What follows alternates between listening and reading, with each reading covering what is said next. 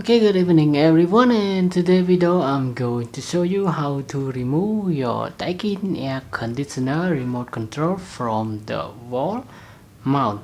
Okay, as you can see now the remote control it's already installed to the wall. For example, this is the wall, and to remove it you can now just take out the remote control, and you will see there are two screws attached to the remote control stand. Okay, and all you need to do is just use your screwdriver and screw out the two screws.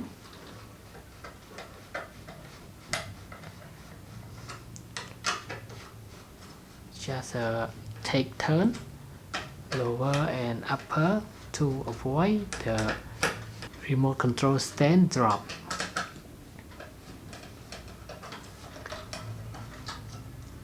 Okay, now take out one screw and another one.